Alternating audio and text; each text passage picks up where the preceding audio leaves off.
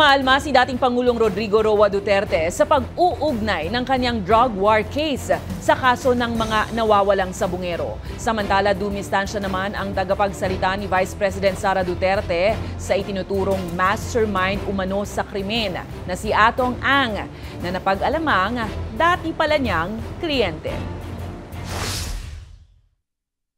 So sabi niya that is preposterous. Yes. That is preposterous. Kalokohan. Yan ang tawag ni former President Rodrigo Duterte sa tangkang pag-uugnay sa kanya sa kaso ng mga nawawalang sabungero ayon sa kanyang anak na si Vice President Sara Duterte. Sa testimonya kasi ng whistleblower na si Julie Patidongan sa National Police Commission, ang mga pulis na umano'y inatasang ilibing ang mga sabungero sa Taal Lake ay sangkot din umano bilang tagapagligpit noong war on drugs ng Duterte administration.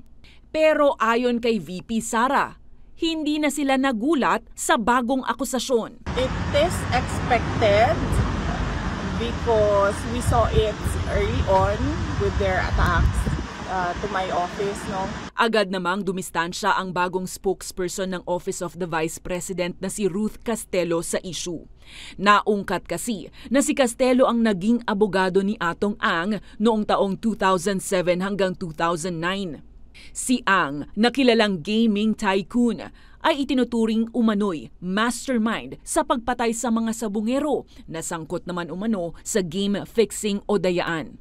Matatandaang nakulong na noon si Ang sa kasong plunder kaugnay sa huweteng skandal ni dating Pangulong Joseph Erap Estrada. We remained friends, yes, but his own activities, his endeavors, his own businesses, I had nothing to do with anymore. I have nothing to do with present day.